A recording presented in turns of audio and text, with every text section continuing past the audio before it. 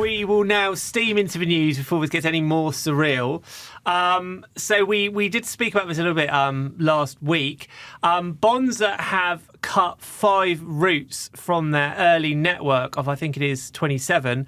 Now, this is kind of a big story, but for those that aren't aware, Bonza's kind of shtick is that it flies point-to-point routes, and what that means is that it often skips out capital cities, so it goes essentially from a smaller holiday type destination to another smaller holiday type destination, and this is something that has been mooted or thought about in Australia for decades, but it's never happened, and it's never happened because there was a thinking that Australia's population was too small and too dispersed for this to work.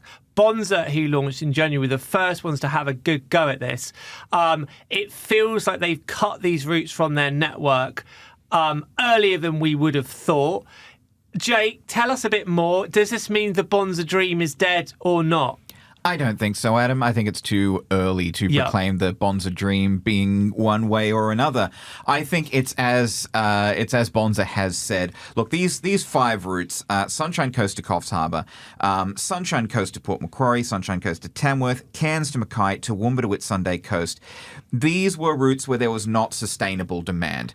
Contrary-wise, there are 3 very highly performing routes: Sunshine Coast to Albury, Sunshine Coast to Melbourne Avalon, Melbourne Tullamarine to Port Macquarie, that are having their flights increased. So they're going up by 1 flight per week. There are a few other routes that are having their flights per week cut, not because they're underperforming, because there are some days that are not as strong as others, so they're just cutting out the less strong day. And this was... there's a few factors that have gone into this, according to Bonza. One is the fleet size. They've got 4 planes, which is not a large number to be covering 27 routes. We spoke with Carly Povey, the chief commercial officer at Bonza last week, who basically told us, look, we've sort of right-sized the network so that we have the right number of routes for the planes that we have. She said that there is going to be a 5th plane coming, but it's not going to be towards the tail end of the year. So they don't have a lot of planes to begin with, and so they don't have, the airframes to be servicing all 27 routes right now. You also have this, the ongoing talent shortage in the industry has been a factor, in particular some training issues that Bonza has been having. We did speak about this a little while ago, some Bonza cancellations. This was due to them not being able to train up their pilots because of some maintenance issues with their planes. And, when you have a new plane like the 737 MAX 8, which is the entirety of Bonza's fleet, if you're training people up, you really got to train them on the plane so that they know how it works.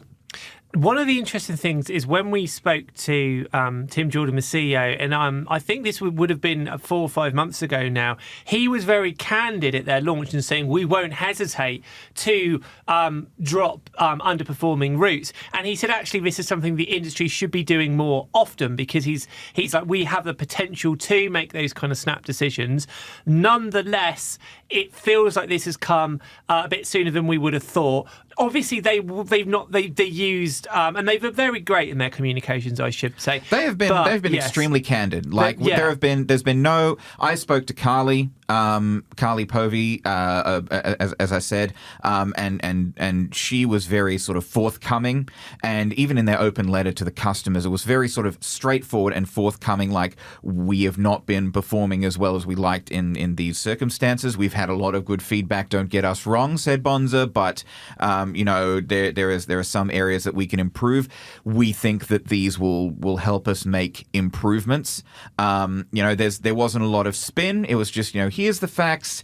Yes, this has come earlier than we would have liked to, but here are the reasons. I mean, one of the reasons mentioned was they've had that's just an astonishing run of bad luck in some instances. Like, I think it was 9 or 10 bird strikes in the space of as many weeks. Which is not good if you've only got 4 planes.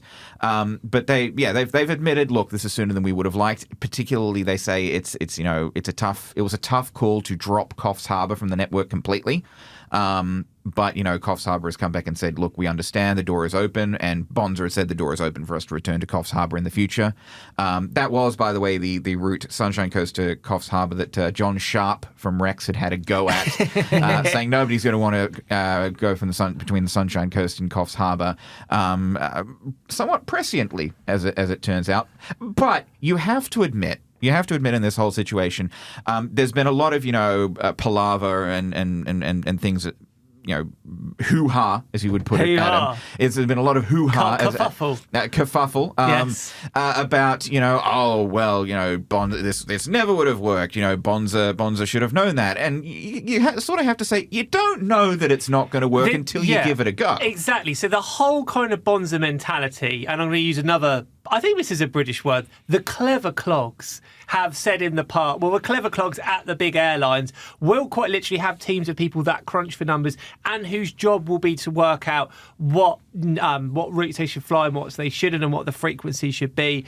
And obviously the reason no one's done what Bonza's done before is because the clever clogs have said it will never work. Bonza's argument is you will never know until you actually put these flights on, and that stimulates demand. And they would say, well, if you never try, you never know. And we had a go. It didn't work out, but we're going to carry on kind of gambling until we find the things that stick. Chris, I've ranted on, Jake's ranted on. As a man that's done every job in the industry, what's your views on this? Look, I think Bonza's done the right thing. They've said right from the start, any route that's not performing, they will exit. As we've all agreed here, it's unfortunate that it's come as early in the piece that it has. I think what's probably unique in this case, in one of the sectors being Sunshine Coast to Coffs Harbour, Bonza's home base is Sunshine Coast. I think had they done Brisbane to Coffs Harbour, it would have been a very different story. It would have been a successful route. But hubbing in or basing in Maroochydore has allowed, or Sunshine Coast has allowed them to give the route a try. Hasn't worked. They've cut it. Boo-hoo, Coffs Harbour. But as both parties have said, the door is open to welcome each other back. And I think if Bonza look at some other routes, Coffs Harbour to potentially Sydney or Coffs Harbour to potentially Adelaide or something like that, but providing us a major hub rather than an off-hub port, I think they could potentially even make Melbourne, Coffs Harbour work. I know Jetstar and Virgin perform quite well on that route. So there's potential for Bonza to make an impact in Coffs Harbour down the line. And another thing is, as well, I mean, they found some routes that nobody thought would work, but they're increasing the frequency. I mean, who would have thought of flying, for example, from the Sunshine Coast to Albury before? So yes, arguably they are beginning to prove people wrong. And it was they would say it was always going to be the case, but it was going to take probably a number of years for them to try out many different routes and get the idea of what's working and what isn't. So in one hand, the story is they probably cut these earlier than we thought. But on the other hand, it's not necessarily a surprise at all. And there's also, they are still saying we are looking to expand our network. We are looking for a third base. When I spoke to Carly, she was again, characteristically coy about where that third base might be. If I had to guess, I'd say Newcastle is a likely candidate.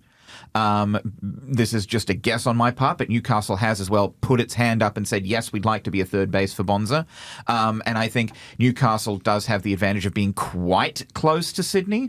It's not, it's not Sydney's second airport, so to speak. That's still being built.